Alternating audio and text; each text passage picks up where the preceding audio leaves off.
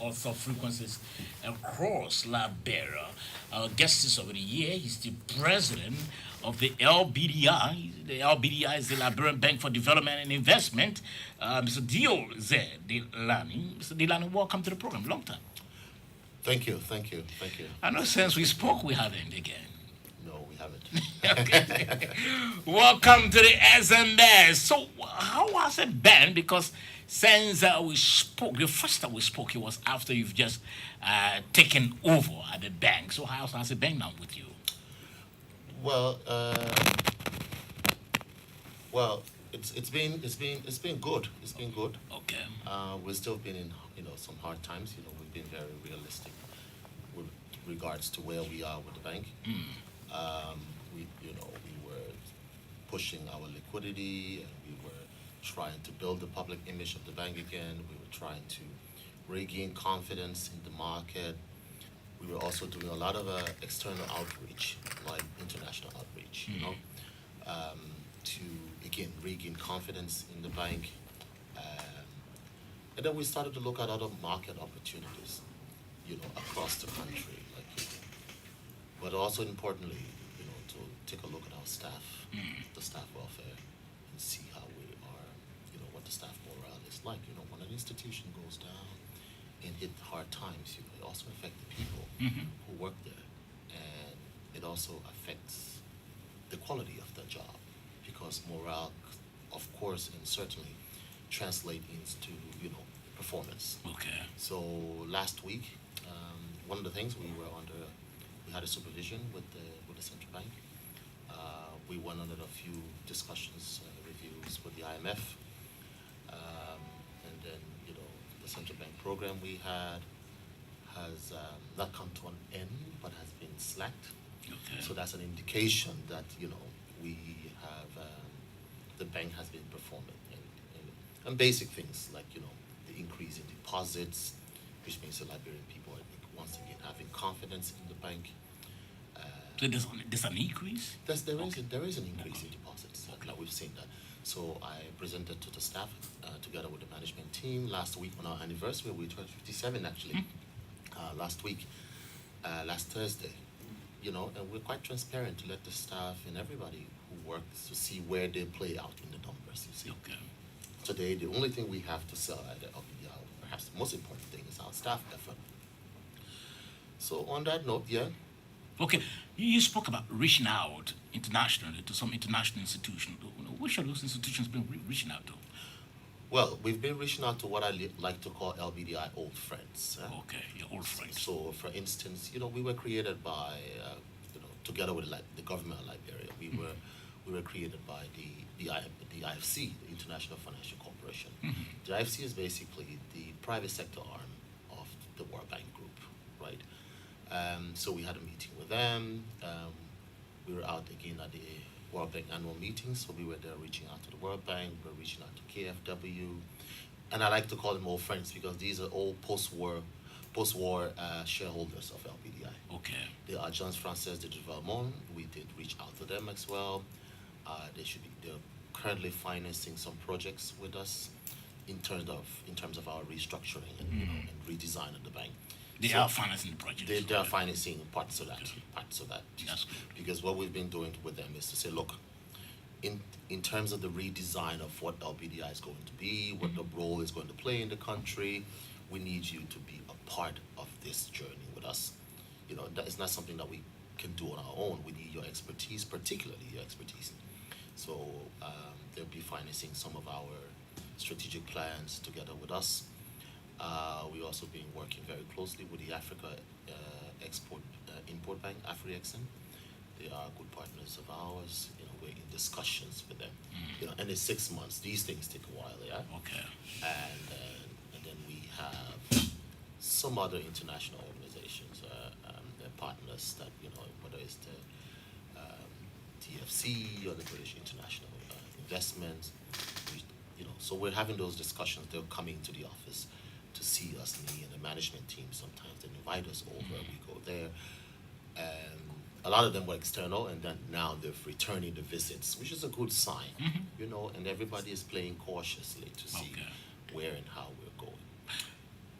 We'll be talking about this major launch of recovery of bad debt that we'll be talking about. But I know when you took over, and I held this interview with you, and you had a lot on your plate in terms of in trying to again give that sort of public recognition and support to the bank. Have you, if you were to review what you've done, have you achieved, what, in trying to, again, give the bank the phase, the LBDR phase that it had before when, if you couldn't, if, if you couldn't, or you were not depositing at LBDR, it's like, no, you had this burden, like, look, I'm thinking, I'm not, pleased that I'm not doing business with my own Liberian bank. That phase it had before, are you achieving it, trying to regain that? Like I said, numbers don't lie. So we are a bank. And the only thing that tells you whether a bank is doing well are the numbers. So, like in the opening, I said the numbers have gone up in terms of Since you took over. correct, yeah, depositors, and the cash deposits, have increased, and we've seen the confidence. What is responsible for that? Confidence, Confidence. confidence in the institution, confidence by the market. But it might have been something that you did, some new policies and some new measures that you might have taken for which the confidence has been restored. I tell you, one of the things that we've done quite successfully, and together with the entire staff, which is why we were still appealing to the staff of LBDI, we have tightened our belts. Meaning, we have taken cuts on our salaries, on our benefits. Taking cuts? Yes. What do you mean? Reduced people's salaries? Correct. The staff salaries? The staff of LBDI have decided that in order to keep the bank up and running, that we've tightened our belts. Were they pleased when you did it? Well, I mean, it's a collective effort. It's not easy. It's not easy to do, but we've done it, and we discussed it last week on Thursday. You And- did it? Did they volunteer? Or did you force them to do it, to accept your proposal? Well, that was something we walked into as part of the measures that were put into place to ensure that the bank is afloat, that the bank remains viable. And this is not something unusual. Places where I worked, across the world, when there are tough times, the people who care most about the institution take tough decisions on themselves. And I think that's something to applaud the people of LBDI. So were the for. people pleased when you did it? I think nobody's pleased when you take their money, Naturally. but the people believe in the outcome of the decision of the process.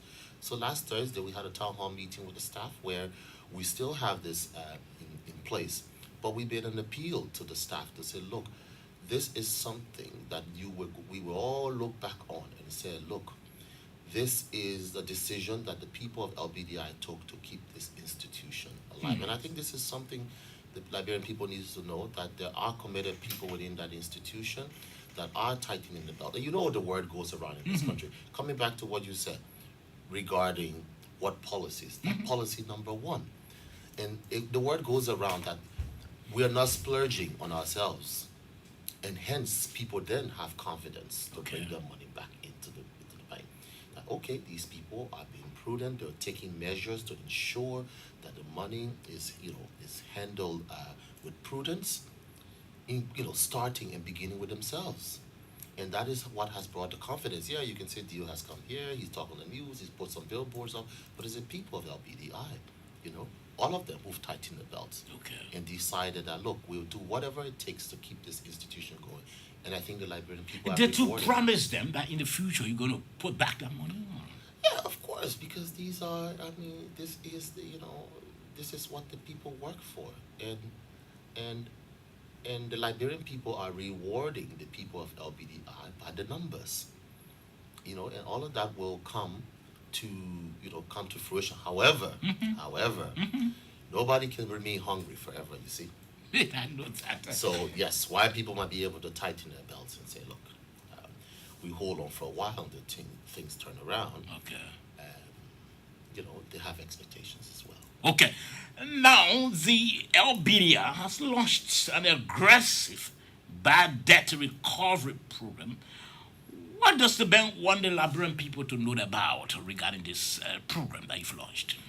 Well, Liberian people need to know that LBDI is where it is because the people who hold the bank and there are bad debts on the books that need loans, NPLs as they're called, and non-performing loans that people need to pay. And they need to pay in order for me to be able to reinstate my, the staff benefits, so that people are happy, that people can work in a better environment and be more effective, so that we can invest in, in the needed infrastructure that the bank requires, especially the digital infrastructure. The bank is lacking behind its peers in terms of digital infrastructure, and all of that capital is tied up in this bad debt. But primarily, we also need that money to be able to start business.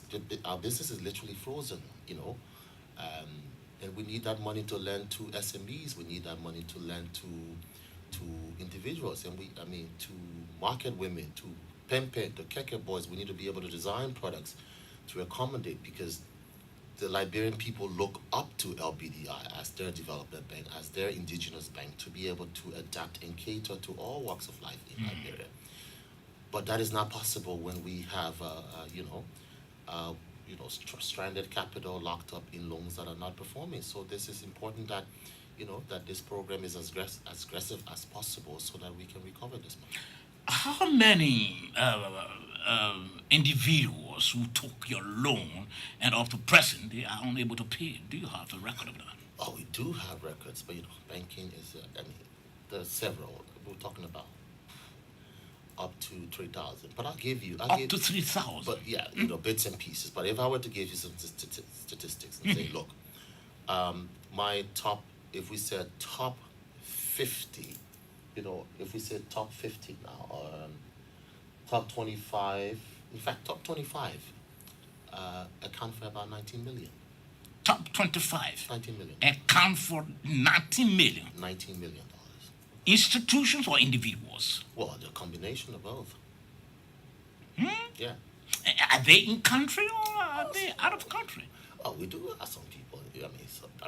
Most of these businesses are, most of these are the Liberian businesses, right? Liberian businesses are Liberian individuals. So how are you now, Mr. Delany, intending to recover that 19 million from the top 20 persons or institutions? Well, the first thing is, that, you look at how loans are designed. Yeah, loans are designed to be recoverable by, in tough times, through, the collaterals or the assets that back the loans. Yeah. So whether it's the property or whether it's real property, whether it's cash, whatever. So if you look into the files, you'll be able to see what is there that you could recover. Sometimes it starts with a negotiation, because again, while we have a bank to run and money to recover, these are reflections of the economy as well. Yeah? But how do we intend to go do that? We intend different options to ask people to first and foremost just pay, to assess the willingness to pay, to assess the capacity to pay. And we do know that some people do have the capacity to pay, but they're just unwilling, which is the cultural thing. Yeah. So those sort of people, are you still going to start with the negotiation? Well, sometimes there are negotiations. There has to be to start to say, look, the negotiation is you need to pay, but the ultimate is the courts. The ultimate is the courts, and again, this plays into the overall business climate of the country, right? Everybody thinks that the business climate is only the Ministry of Commerce and all that. No, but actually, the business climate is also the courts.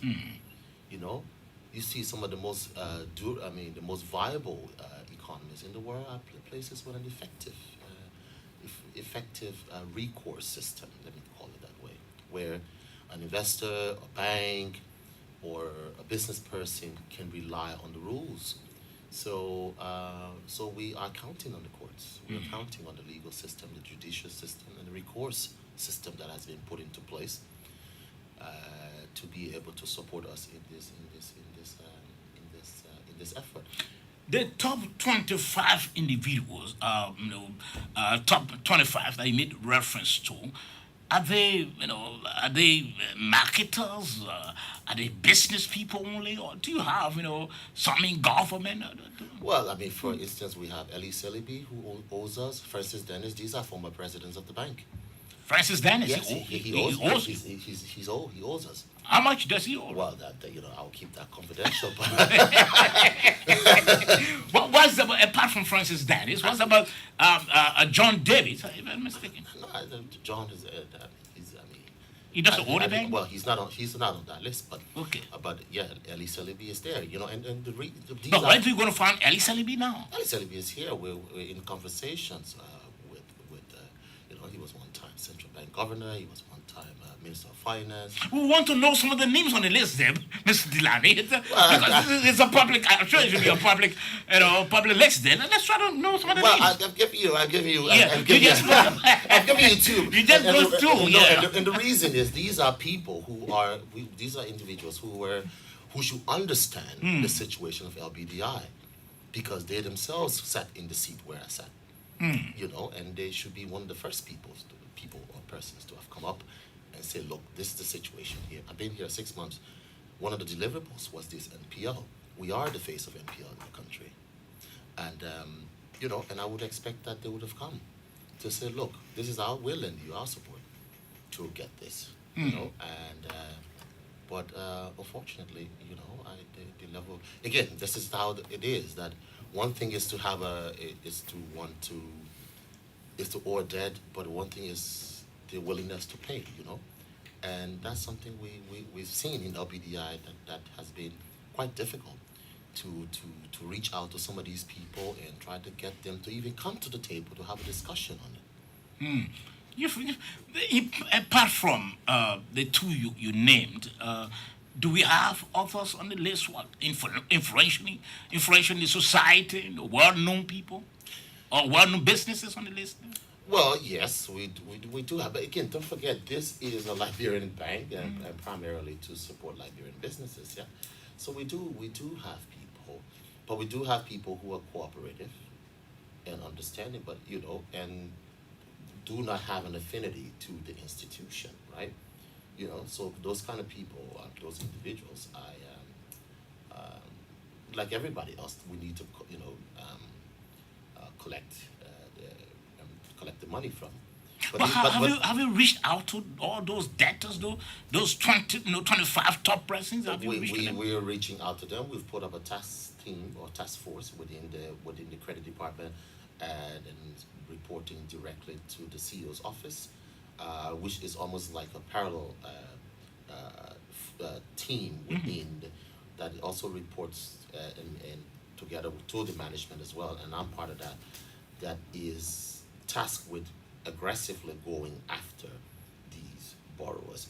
Have we reached out to them? Yes, we have reached out to them with what we call demand notices. So kind of, demand notices came before from only the credit department. Now I've signed them. So we're looking to see, we're calling a couple of them into conversations with us beginning next week. Or beginning this week, because I thought we're in last week. Beginning this week to tell them that, look, we need this money, because the international outreach that we're also making, we've been placed under pressure to demonstrate that we can raise a certain amount of money locally, especially from those who legitimately owe the bank. So those are some of the conditionalities that after 6 months of me running around the world trying to build support for the bank, now people have asked me now, okay, we're open to help you, but look out. I'm telling my staff to hold on and tighten their belts, but then you can't have money here, and I was talking to one of the development partners. The question the individual asked me was, these people who owe you money, what has happened with the quality of their lives? And I said, well, they're still living as though, which means that that they do have the capacity to pay, but just not willing to do so. Now, the debts that you're trying to collect from those borrowers dates back to when? Some of them date back to as far as, I don't know, 5, 6, 7 years. 7 years. Yeah, which is, in terms of, sometimes it's not It's not a long time for some of the way some loans. It's not a long time, but it also but the delinquency in payments, yeah, is what needs to be, you know, is what needs to be addressed. Because don't forget, we're in the business of selling money, right? That's what we do as a bank. We sell money, and our business is not to hoard cash or not to hoard money. Our business is to get money and deploy money, and deploy money strategically as investments or loans, whatever you want to, you term them, in order to gain, gain returns for our shareholders. So we need to be able to spread the money, over a period, and make our long-term financial projections and plans against that. So so so having your loan spread over a long time, and I'm one of the people who are looking for trying to position LPDI in the market for medium to long term financing, so that we don't get back to where we are today. Because everything that is short term and the economy is moving towards the point where it requires long term and medium to long term financing. So in terms of timeline, um, the loans are spread doesn't matter, but the delinquency paying is what is what. You said you have close to 3,000 persons, but on the list, the first 25 individuals or institutions account for 19 million United States dollars. Now, do you have any Mamus or Mamira who maybe owes the bank 2,000 United States dollars? Are you going to tackle such a person as well? The Mamusus and the Mameris, I'm sure they're in the 3,000s. But the funny thing about the Mamusus and the Mameris is, I'll be honest with you, we don't, not many of us in terms of banks design products for them. And Mamus and Mameris never defaults, actually. No, they don't. Clear indication we talked about, they were in the, their kids were in school with us. They never went out for tuition, or they always had new shoes and new uniforms in recess, yeah? So Mamiri, Mamusu never defaults. Most likely they don't. However, we do need these big businesses, with a long vision, who are taking a big amount to kind of jumpstart the economy, because, we need to roll it up into. But why, if top 25 accounts for 19 million of a total of X that we have today on the books, is an indication that, look, it's worth pursuing the top 25, because most likely they're in the 80-20 rule, that 20% accounts for about 80% of, in a way, in that context. So it also means it's recoverable, because 25 people against 19 million means you need to deploy less resources to go after it. And then you can also kind of utilize the mechanisms that are in place to address these kinds of challenges that you have. And that is, again, the court system, negotiation, lawyers, and the bank own mechanism it has in terms of restructuring and all of that, to ensure that the debts are recoverable. Now, Mr. Delani, why now are you, going after those delinquent, bank debtors? What are you going after them now? Oh, because no matter what I would have, that's the first deliverable in my contract, to reduce the NPL. That's the first deliverable. That was the first deliverable in my contract, to reduce the NPLs. And the discussions with the IMF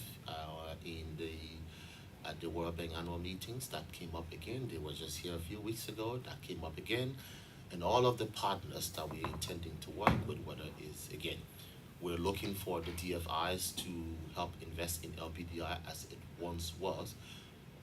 And then they came back to us and they're letting us know, well, you need to demonstrate that you can get this. Because, again, bad debts and loans and banks are not unheard of. It's the story of banks, right? Yeah? But your ability to recover those is something else.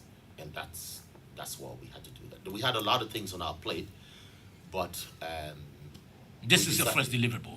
Yes, but then we decided to tackle this now, because we thought we could address it in other ways in the beginning, but then it just ended up that, look, this is the way we have to go about it now.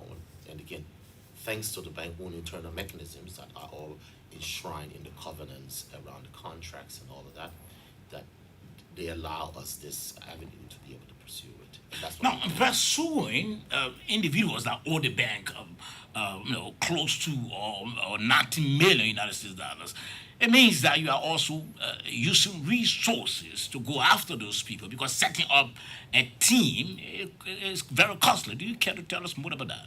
Yeah, that's the thing. So one of the approaches we took was to utilize the existing resources that we have. So kind of move things around and mobilize the bank own internal resources. And primary amongst these are human capital. And luckily for us, we do have dedicated staff. We're open to this. For the last week, we've been in the office up to 9 o'clock.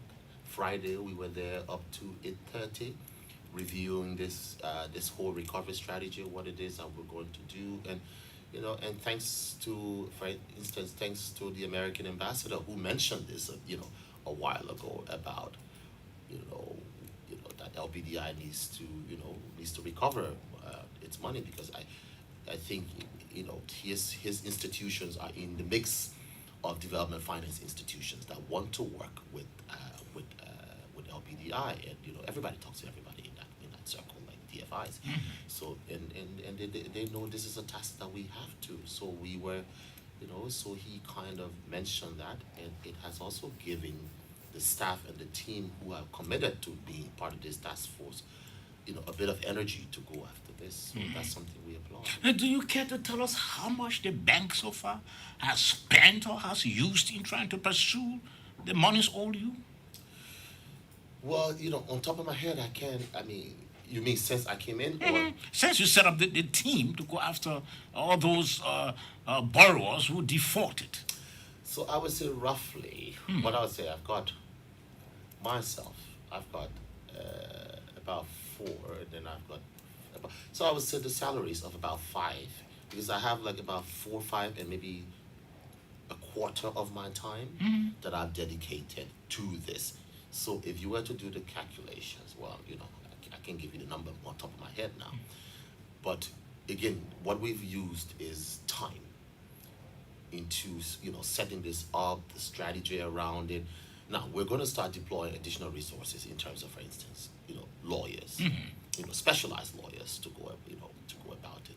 And we might have to dedicate some additional resources in terms of, and that is I asked the team to actually put together a small budget for me to look at. Can you imagine? Yeah, exactly. But You got to spend money to get money. well, that's It- it. it- Yeah, to put a small budget together. Do you have you contracted the police as well to go along with the team, or you just have men with bare hands and just going to go to the homes of the bank debtors? Well, this is not this is not war. This is not war. This is business. And there are legalities, there are legal frameworks that govern these kind of processes. So yes, they walk with the bare hands because the people who came for the loans, people walk to the banks with the bare hands. They collect the money with the bare hands, and so we collect the money with our bare hands. I think and I think that's the approach, and a lot of it is governed by what is written in contracts. Is there an instance, Mr. Delany, where your team went to maybe Mary Brown, who owes the bank some $15,000 or $20,000, and maybe your team was told that Mary Brown is out of the country? Well, I haven't heard of that. I have myself encountered a situation where I was negotiating with a borrower, and we were trying to reach a deal, and I was saying, look, I insist that we get this, and and the borrower got quite irritated. Irritated? Yeah, quite irritated. For what? Because I insisted that the borrower has to pay and had to pay under these conditions. I'm like, you are a debtor, and for all I care, you have to pay. And then the borrower went. I mean, again, back to the court, sir. Borrower said, but then you have to take me to court. And I said, so be it. We'll take Well, you you to get court. a sort of reactions. Yeah, of course, because there's this thing in the country that the borrowers assumed that the banks would not take them to court because the court cases would drag on, and most likely the courts would rule in favor of the bank, in favor of the borrower, or no bank wants to take that much time going through the court process. So in principle, why it should have been the other way around? The borrower, it was the other way around where the borrower threatened me that they have to take me to court, and I said, well, of course I will take you to the courts. That's what the courts are made for. So yes, I'll take you to the courts. So you do have those kind of instances where I myself, have encountered. But So, none of those borrowers out of the country. You don't have any idea of that. no, I don't think so. I don't think so. We hope not. But again, the loans were designed and I'm sure designed in a way that they should be recoverable, irrespective of whether you're here or not. Now, this is the situation. I know I'll be opening the lines very shortly, on a 10 minutes, but this is the situation. If have you done maybe your research before launching this whole program, trying to recover monies that people owe your bank? Because the thing is, some of them may likely complain that the time given them to pay was very short, and then unfortunately they couldn't pay back. Well, again, this is a look. This is a reflection of the economy, right? 10, 12 years ago, we had an economy that was coming out of a humanitarian situation, post-crisis, post-conflict, and so we had a huge inflow of capital, and there was also a big and because it was all about do what it takes to survive, and so short term. So loans were designed around short term. That was the whole banking around the short termism, right? It was totally fine. Okay. So which means that that was how your business was designed. Well, unfortunately, if the economy has kind of taken a dip and recessed a bit, then it means that we all need to redesign the business model. But notwithstanding, you owe the bank. Yeah, you owe the bank. You owe me, right? And there could be different kinds of interventions to kind of level out, to accommodate the difference in the market. Because in addition to that, they could also complain about the payment terms and what they were asked to pay.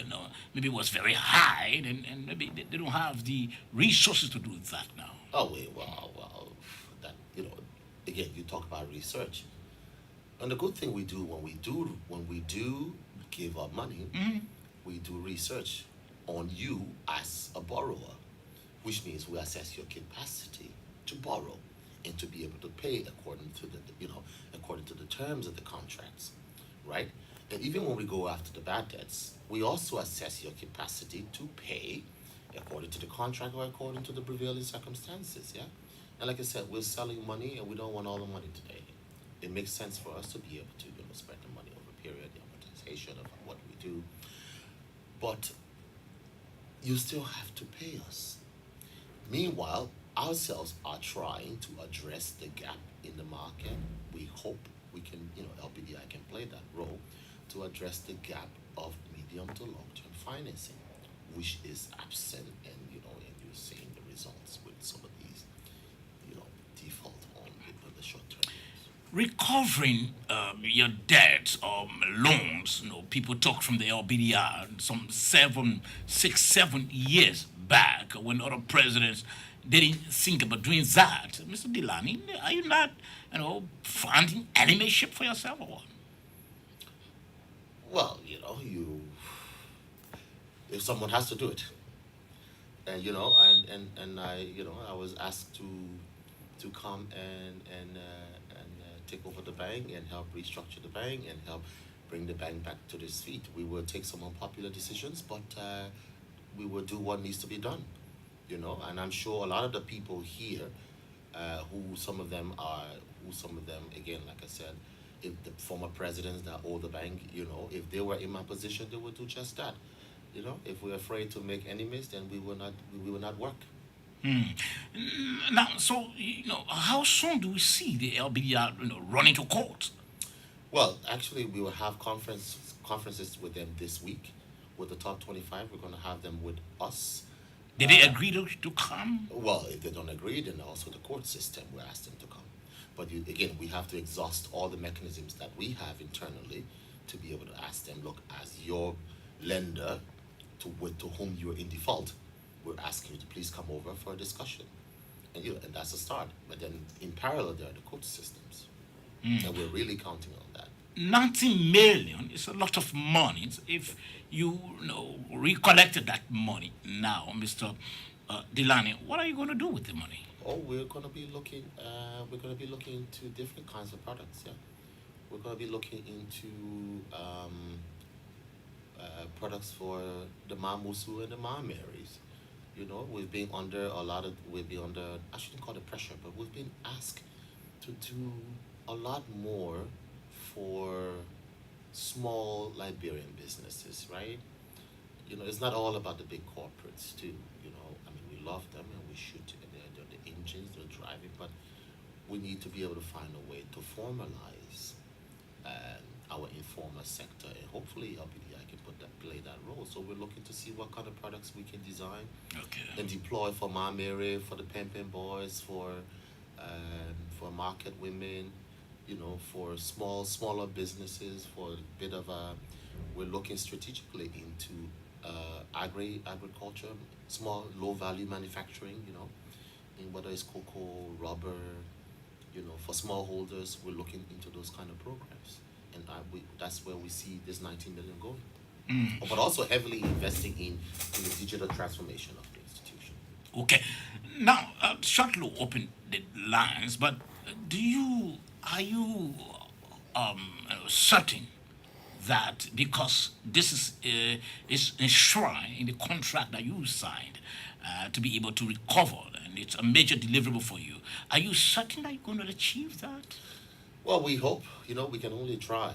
We can only try. And as you can see, these top 25, if we can get a couple of them to pay, we would have done half of our jobs. Yeah. So you haven't received any sort of payment from any of them yet? Well, we're having to receive, you know, we're discussing, some of them are coming in with bits and pieces, but again, we know that they can do more.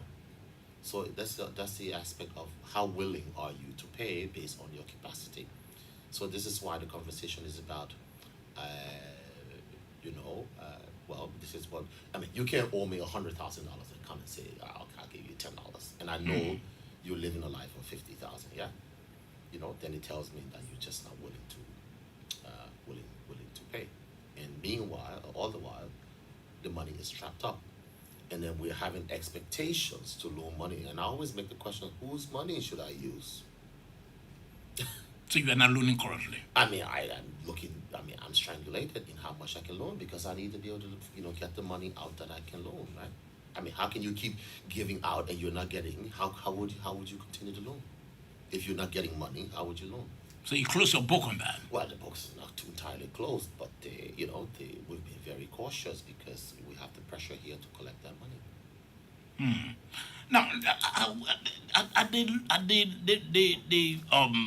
borrowers, are some of those who, are you making reference to some of those who got, those big, stores and big businesses around town? Of course, you know, and I'll tell Gas you, stations as well? I would say, well, look, we're proud to say, look, we are part and parcel of a thriving business, right? We are part and parcel of a thriving business, meaning, you know, if you've got your big gas station or your big manufacturing plant, that we were part of the financing. Of course, that's something we're proud of. You know, we're walking this journey with you. We want to see three, four, five, six, seven, eight, nine, 10 of those spread across the country. That's what we're here for. Equally so, we also want to be realistic that, you know, we all face the downturn and face it fairly and justly. You know, not because it's possible for you to look elsewhere, for instance, you know, and get financing, then that means you should turn your back on an obligation that you have to us. You understand? And that, you know, and that seemed to be sometimes these kind of conversations we're going to have. Yes, you complain that the economy is bad, everything is bad. That's true, but you still owe us. So you should come in realistically and let us know how, what can we do, because we need to keep the doors open. Let's assume someone who owes the LBDI about $100,000. How much do you want to be paid upfront? Well, you see, what we have there is, according to the task force team, we do what we call on a case-by-case basis, especially with the top 25, because what we're trying to do is to design internal metrics as to, okay, we thought we were determining, when you default on the loan, right? There is the principal that you owe, there is the interest that you owe, and there is the penalty. And if the loan's matured, within the penalty, there is the penalty, and there is then the interest of the matured loan that all feeds out into the penalty. So in this context, we have, based on capacity internally, and again, because we want this recovery to be a learning exercise for us, and on that basis, then we will make a decision as to, where does your loan sit in terms of your delinquency? Is it matured? Are you just having some outstanding interest? So if you say the 100,000, we could, from demanding 75 to also saying 50, but it also has to be based on what the task team, who is in charge of the recoveries, the credit team, who are familiar with the books, the borrower, what will they determine to be a fair and reasonable value that has to be recovered? 0776 540 987. Again, 0776 540 987. Or better still, 0880 514 096. Again, 0880 514 096. That's the numbers to call, and you are live on the SMS. Our guest here is the president of the LBDI, Mr. Dio Delani. And of course, they are talking about recovering monies people owe them. Good morning. Please lower the volume. Good morning. Good morning, Mr. President. How are you? Please lower the volume. Yeah. Yes, go right ahead quickly. I want to thank the studio guests for the elaboration. And I mean, we are so sorry that people will not be sorry for themselves. I mean, at this time, you take people money you don't want to pay. What's that? So what remedy are you putting in place to recover your money?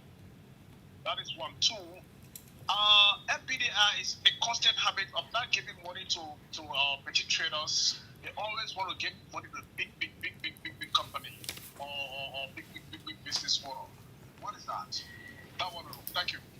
0776 540 987. Or better still, 0880 514 096. That's the number to call and to alive on the SMS. Let's take this caller quickly. Good morning. Good morning, sir, and good morning to your studio guest. Okay. My name is Mark Wilson. I'm calling from Painesville.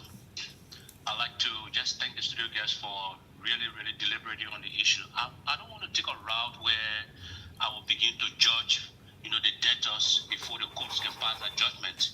The only thing I'd like to ask the studio guest is to know what mechanism do they have in place to ensure that people who borrow responsibly in a way that they are able to pay back, so that the bank will be able to carry out its core function of building local businesses. What mechanism do you really have in place to ensure that is not repeated? Thank you. Many thanks. I take this call on the line. Good morning. Good morning. Hello? Okay, it seems our caller is now on 0776 540 987, or better still 0880 514 096. That's the number to call, and you are live. Again, 0880 514 096, or better still 0776 540 987. Our guest here is the president of the LBDI, Mr. Dio Delani. Let me take this call on the line quickly. Good morning. Good morning. Yes, sir. Yes, I'm Lorenzo Kimayas, speaking from Denver Street, Snapper Hill. Okay. Yes, I listened to his deliberations. But again, something happened on the management level. Like if they are crediting money, maybe some of the managers within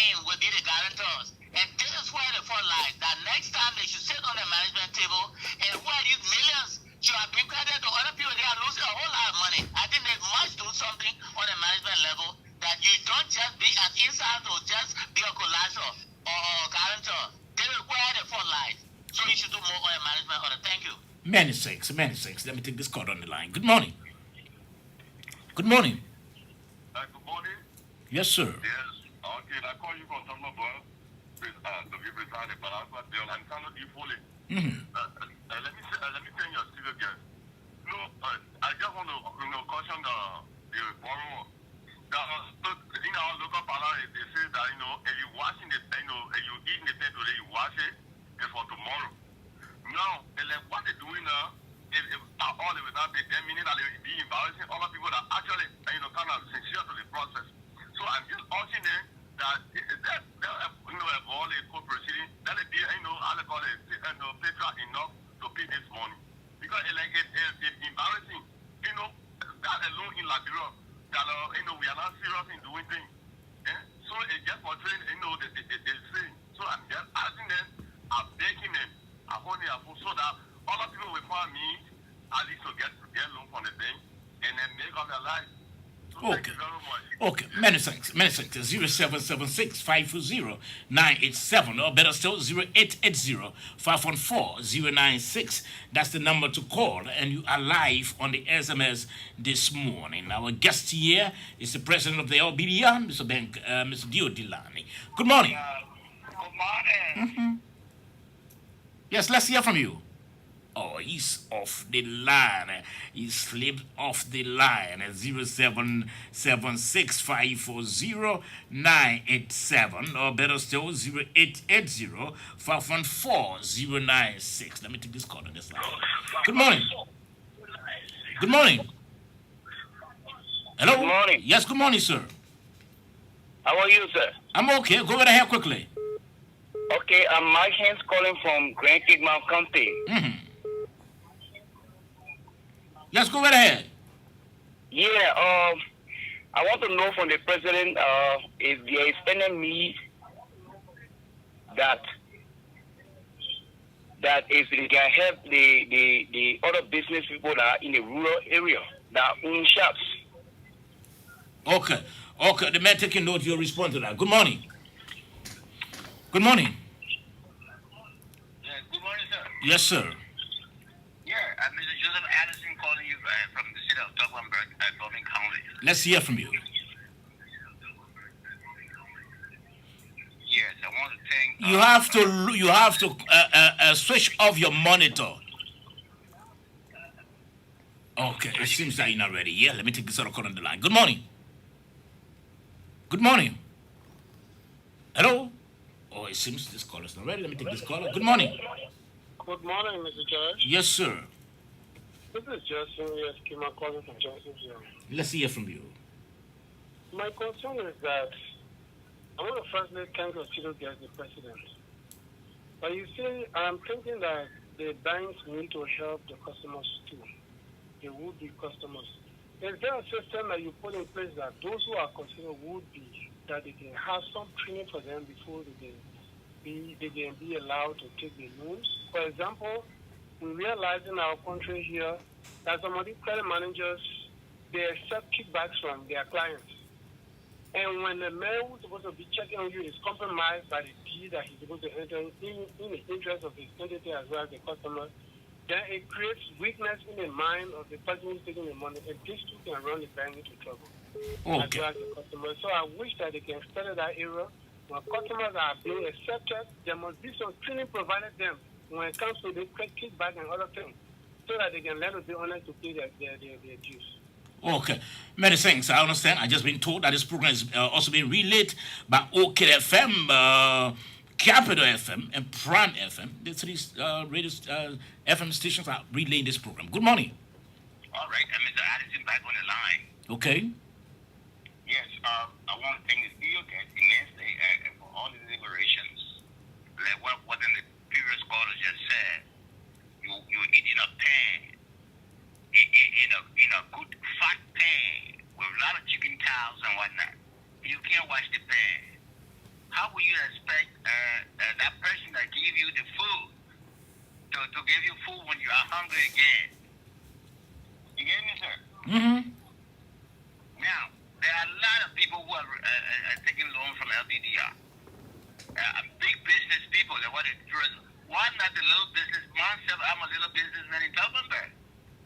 And if I go and ask for the loan, for instance, I run an internet cafe in the city, state of the business I'm doing, just to help children to learn how to browse the internet and become computer literate. Nobody will give us loan. So I'm just advising those that borrow money to be kind enough to adhere to what would be done and for the recovery of the loan that they borrowed 4, 5, 6 years ago. The time's too long, as a matter of fact. Okay, you made your point. Let's take this call on the line. Good morning. Good morning. Good morning, sir. Let me say a pleasant good morning to the President. Well, this is the voice of Christian prayer for Element Barrier and we joined the proposition this morning from the headquarters of the Veterans Bureau for the software advocate this morning. Well, it's still best. Madam President, I think it's important that you accept July such act is Hello? Hello? Oh, it seems we can get this caller. Let's take this other call on the line. Good morning. Good morning, Summer. Yes, good morning. Good morning. This is Cheyenne calling from Red Light. Well, my appeal to our brother in studio is because some feminine Liberians that have a mind for business, but they do not know the way forward how to get to the bank to get something. And some of them got a collateral because they do not have people to forward this issue for them. There have been no way for them to get what is supposed to get to invest on their life. There should be some program that at least will be educated for the people who are not in the know of where to go to get a loan and invest on their life. Okay, you made your point. Let me take this caller, the last caller, quickly. Good morning. Good morning. Okay, it seems that the caller is not there. Let's go back to our studio guests because we can keep in up to 10 o'clock. Yes, sir, Chief. So I'll start with those are all good questions, and we're quite happy that the public is being endeared to this. But I see a couple of things coming across. I see a bit of frustration from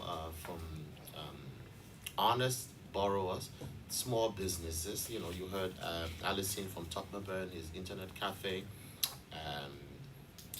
You heard Mark. But I'll take I'll bundle a couple of the questions. Yeah. So what remedy, what mechanisms of repayment, what remedy of repayment are being put into place? I think we do have these existing remedies, yeah? But what are we doing is about the enforcement. And so the discussions we're having here today, you asked me after the conversations with the people this week, what would you do? We would enforce these mechanisms. That is the courts. A loan agreement is a legal agreement. It's notarized with all the legal legalities. So it's up to the bank. It's up to the bank to reinforce. To enforce. The agreements, right? It's up to the bank. So that's one remedy we're going to do. We're going to put into place. The other remedy we're looking to put into place is to reinforce our own internal legal framework. Yeah. So maybe we have to take a look again of the contractual obligations that that govern the covenant around the loans, because it's a contractual agreement. What have we learned from the last 5 years for which things are defaulting? How can the loan agreements be designed in a way to kind of upfront mitigate a lot of the repayment challenges that we foresee? Okay. What level of legal capabilities do we have internally as well? So now we also need to bring the legal function, because again, one thing is we bash the courts and say, the courts are da. The question there is, how much legal capabilities do we have internally ourselves to be able to ensure that this is addressed? Okay. The other one was from George. He talked about integrity, and somebody else talked about integrity. Yeah, we've heard those kind of conversations around the integrity of the institutions lending up the money. So, what are we doing? When I say we're out internationally, right, working with our development partners on restructuring LBDI, a big part of that is designing the governance structure around the bank to avoid these kind of mishaps. Yeah? So we have one of our existing shareholders who is a major development partner, Agence Française de Développement, has committed to, to supporting Liberia, LBDI, and I think last week there was an announcement at the Ministry of Finance and open office. One of the things that they're working with us on is along the governance lines, and the structures that are being put into place to ensure that people work with integrity. The flip side of that is also to ensure that people are adequately are paid and remunerated, so that they are not susceptible to to these kinds of issues. And then finally, also designing products that is not predatory. Okay. Well, Mr. Delany, Dio Delany, he's the president of the LBDI, that's the Liberia Development Bank for Investment. Many thanks. We appreciate your time this morning on the program. This program being carried by Orchid FM, Prime FM, and Capital FM. They've been carrying this program. We want to say thank you and want to wish you well in trying to recover all your monies. 19 million, a lot of money. So we're hoping that you can really recover, so they can begin again to give loans to people who are in desperate need of that. Thank you very much. Thank you so much. We appreciate that. Okay, so I'll be back, I'm sure, at 10:15 for a special interview.